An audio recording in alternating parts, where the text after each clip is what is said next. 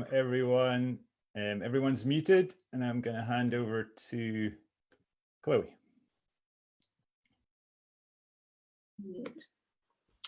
Morning, everyone. My name is Chloe Spencer, if you don't know. I'm one of the youth workers here at Bangor West Church. Welcome to the service this morning online. Hope everyone is well and managing to occupy yourself and stay safe in this time. Sorry. This is Cooper. So Tony sent me a message this morning, and it was a message that somebody had sent in thanking different people in the church for their help kind of during this time. So I'd like to share that this morning because it's a really lovely message. So it says, just wanted to say a big thank you to the unseen angels who are helping us so much through this challenging time. The knowledge of your constant prayers, the lady who phones me with encouragement, the lady who shops for me, the young lady who collects my prescriptions. I know that I will have seen them all at church, but cannot put faces to names. So to me, they are unseen angels. Thank you so much for all your help and all of your prayers. May God hold you all in the palm of his hand until we meet again. So I just thought that was just a lovely and encouraging thank you and message to everyone in the church and the community this morning. It's so nice to see how everyone's looking out for their neighbours, how everyone's lending a hand, just making sure that people aren't alone, and also all of those people that are continuing to work in order to keep us well and safe. Like Tony said last week, they're all heroes, but they have always been heroes. So thank you to everyone that's doing something, and if your something is staying at home and to keep people safe, that's amazing. So this morning will be like the other Zoom meetings we've had. There's going to be some worship, we'll have our children's talk, and Tony's also going to share his sermon.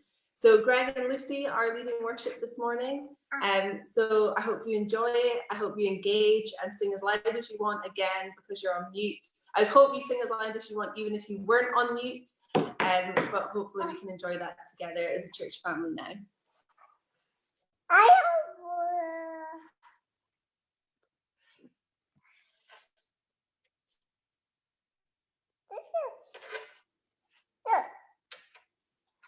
Bye-bye.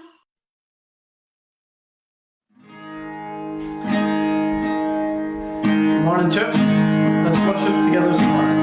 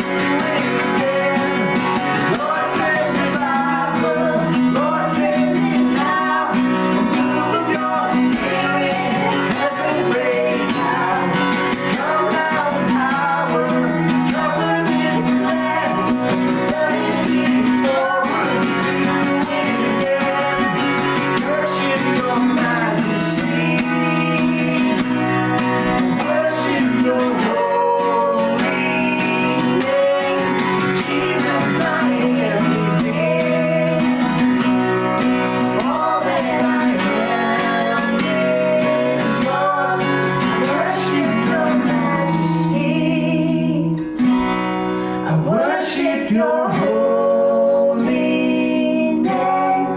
Jesus, my everything. All that I am is yours.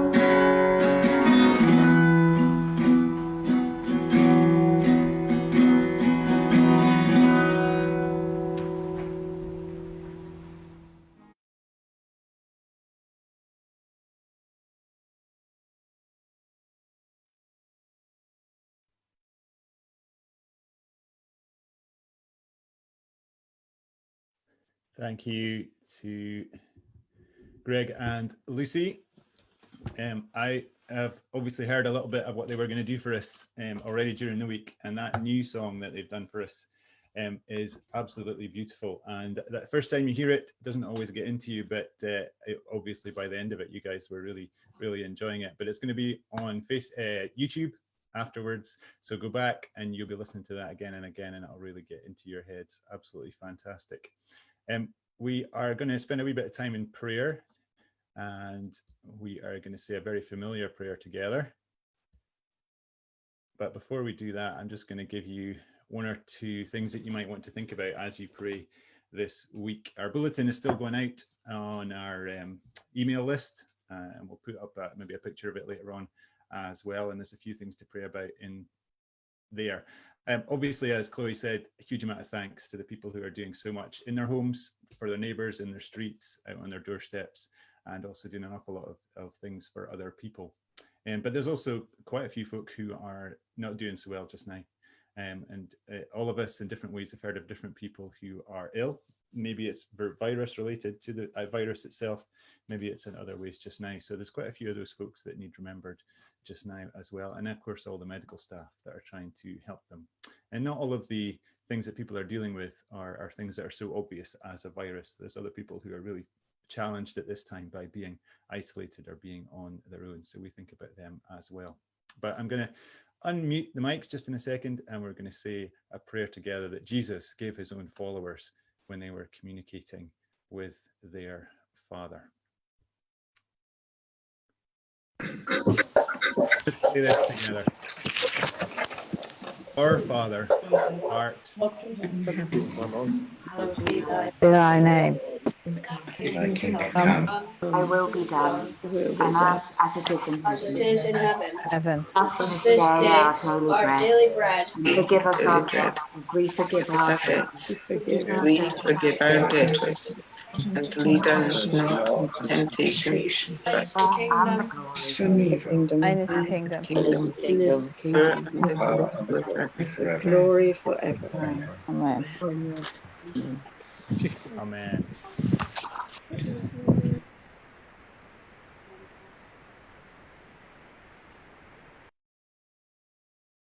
We are going to hear our children's story now. So if any of the children who are in the households that are watching want to make sure they're near the screen and they can hear from our story today, we have got a real treat again. This time it is the Rowett family. Will and Holly and Asher are all involved, and they're going to tell us a story about Jesus and a man that Jesus met.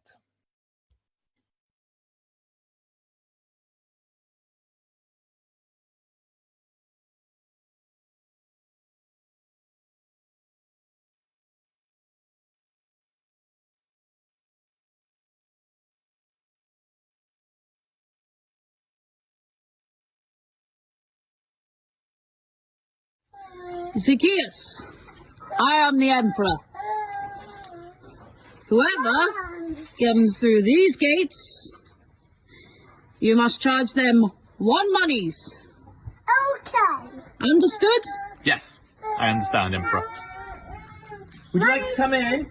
Yeah. That will cost you 1 for the Emperor and 2 for me. So 3 moneys, please. Okay.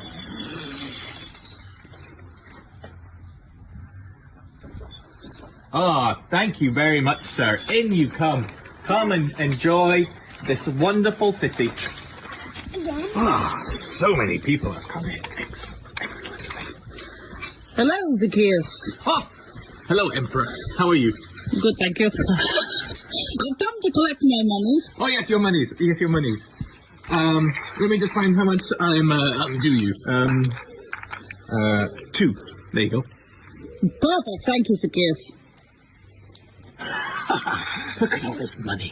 Woohoo! What a day! Look, Jesus is coming into the city. Jesus is here. Oh no, I'm so short I won't be able to see him. I've got an idea.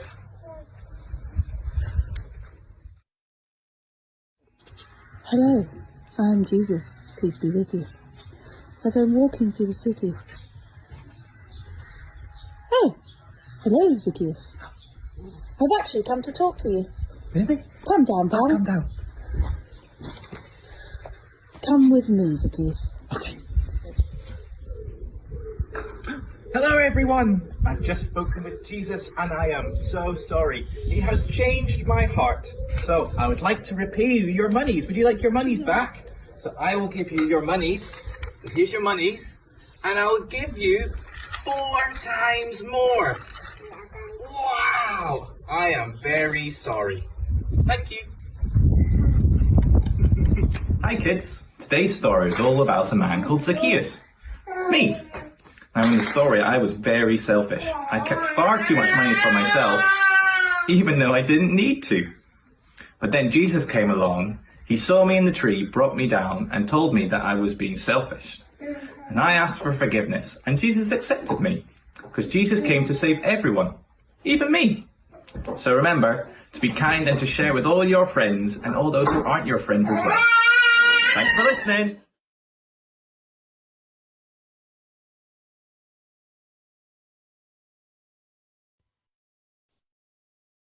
Thank you to the Rowett family. Absolutely brilliant. And an insight into Zacchaeus and how he was changed by meeting Jesus. Right, the next part of our morning is a challenge for the youngest 2 people in the household. It's a race to see who can go and find a Bible in the house and then bring it back in front of the camera as soon as you can. Go.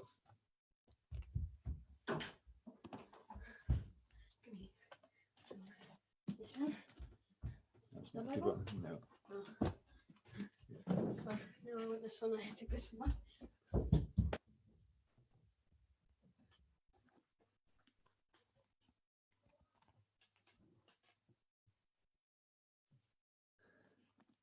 I can't see all the screens, but Cohen was definitely one of the ones I saw first.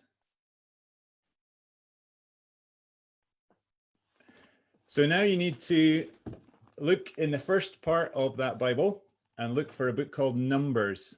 So Genesis, Exodus, Leviticus, Numbers, it's the 4th book in, and you want to look for chapter 6. So there's a big number 6 at some point. Numbers chapter 6 and verse 24. And then when you find it, the oldest person in the house has to read it out. Numbers chapter 6, verse 24 to 26. 24 to 26. So you can do that in the comfort of your own houses. Whoever is the oldest in the house has to read verse 24 to 26 from chapter 6 in Numbers. I won't put the microphones on, don't worry.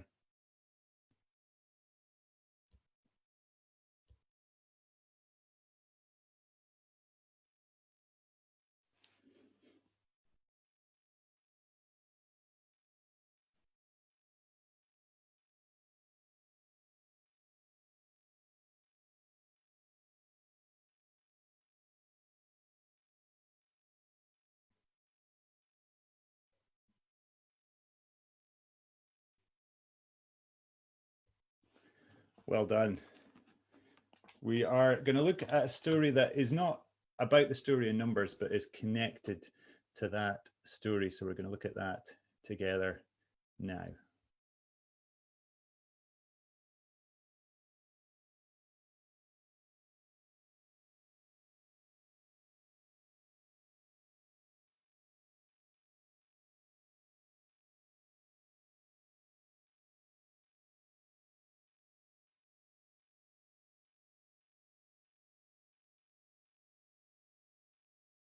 On the 12th of January 2019, last year, I started us on a journey through a book. The book is called Genesis. The word means beginning. It comes at the beginning of a collection of books that we call the Bible. The first words are in the beginning. And what I have found, I hope what we found as we've journeyed through this one book in a big collection of books, is that this collection itself has turned out to not be a book, but a collection of songs, parables, hymns, poems, and stories that don't seem to be all that interested in beginnings or origins or how we all got here.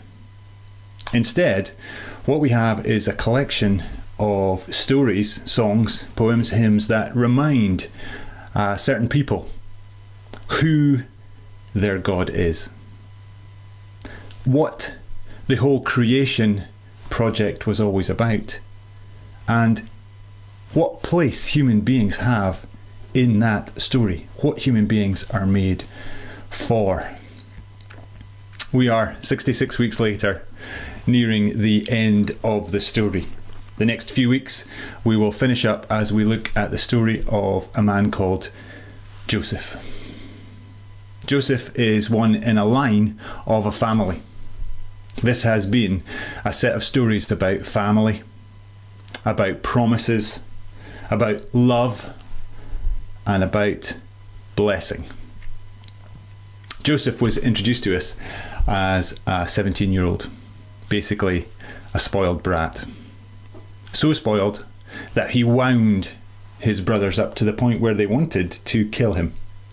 He narrowly escapes that as they decide to instead sell him into slavery. And so he ends up at the start of our story today, a slave in a place called Egypt, owned by a man called Potiphar, who is an official in the court of the Pharaoh, the ruler of the Egyptian empire.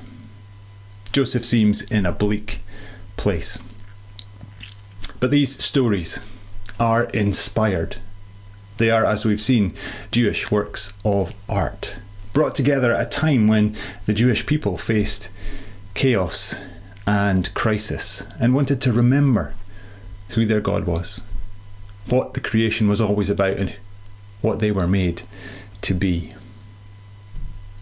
Joseph is in a dark place, but throughout this story, like a great song, there is a recurring theme, a chorus, a riff. And the phrase that goes along with Joseph being in this situation is, "The Lord was with Joseph." The Lord was with Joseph. And despite being in slavery in Egypt, things actually go well. Within this household, he shows his worth as he looks after things, as he takes charge of things. His master sees that blessing is on the situation. Now, we might look at the story and think, well, this is a story about God choosing someone and then blessing him. Or a story about someone behaving in the right way, following a God to the point where the God rewards them. The funny thing is, in this story, that's not what the story's about. Instead, the blessing is on the whole of Potiphar's household, everyone and everything in it. And the blessing does come by means of Joseph being there, but the blessing is not for Joseph. Joseph is part of how the blessing comes. Joseph was made to be part of bringing the blessing. The blessing's not for Joseph. It's not a reward. This is what he was made for. Not everyone is happy. The next character in the story is Mrs. Potiphar. Mrs. Potiphar knows who she is. She's in charge. She owns everything in the household, particularly Joseph. She likes what she sees in Joseph and she demands that he come to bed with her.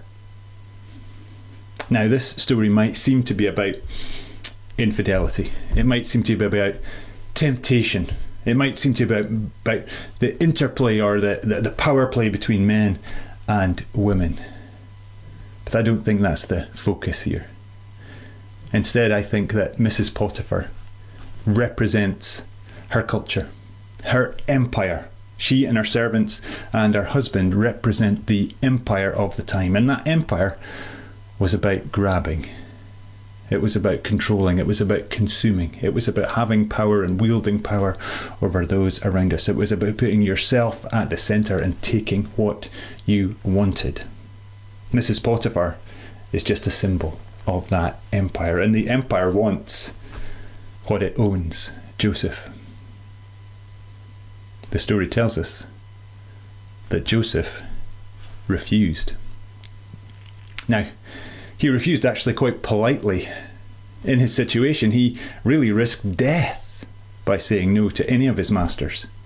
But he gives a few different good reasons why this is not a good idea, and he refuses. He resists the empire. This doesn't go down well. Mrs. Potiphar is relentless. Day after day, she presses him and pushes him and tries to wear him down to the point where she eventually lashes out violently and tries to take what she believes is hers. And he narrowly escapes, leaving just his coat behind. We've heard about Joseph and a coat before. Mrs. Potiphar then reacts to the whole situation that she's got herself in. She brings the servants together and they use a phrase that we recognise so much. That foreigner did this. He always meant ill to this household. She confronts her husband. That foreigner that you brought. We've heard that language so many times. Despite this being an ancient story, it rings true. Blaming the outsider for something that we have caused. We're told that her husband, Potiphar, burned with anger. He burned with anger. Anger with Joseph for what he has allegedly done to his wife? I'm not so sure. Because if he was really angry, well, the penalty was death for this kind of crime. I think Potiphar is angry because he was onto a good thing. The blessing came onto his household, everything in it and everyone in it because of Joseph. And now he has to put his best possession into the household prison. This is not a story about morality. This is not a story about resisting temptation. This is not a story about men and women and infidelity. This is a story about resisting the empire. And as it closes with Joseph in prison, a huge obstacle now being in the way of him bringing the blessing that he was made to bring, that riff, that chorus, comes back into the story again and again. In prison, the Lord was with Joseph. The Lord was with Joseph. As the dream, Joseph carries the dream, moves forward and is resisted as the empire strikes back, there is still a hope. The hope in the dream, the hope in the promise, the hope in the blessing. And as much as the empire lashes out and tries to stop this, the melody, the chorus, the riff carries on. The Lord was with Joseph. This story is not over. This is not a morality story. This is not a fairy tale story where everything goes right for those who follow God. There are very few of those in these scriptures.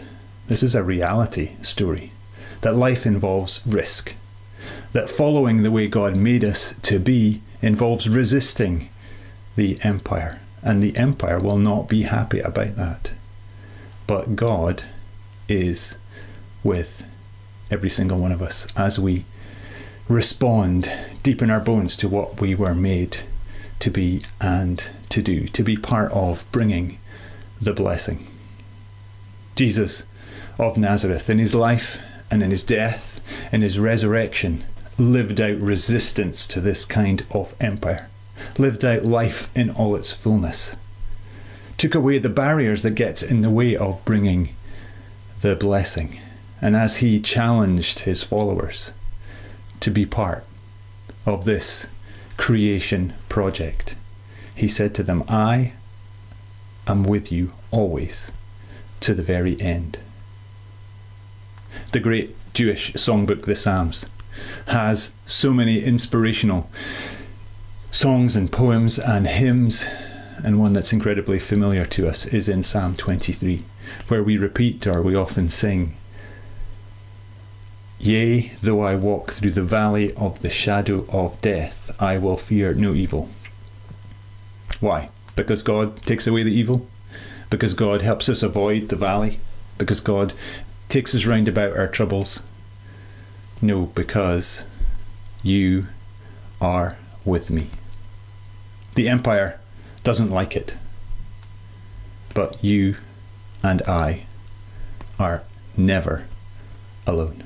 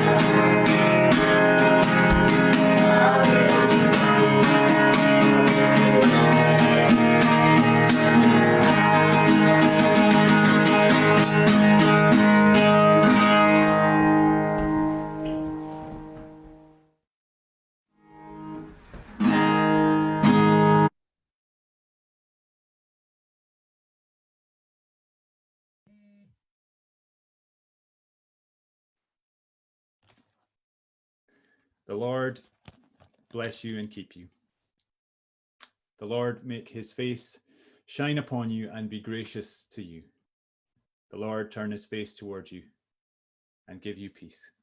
And now may the blessing of God, Father, Son, and Holy Spirit go with you all, now and always. Grace and peace. Amen.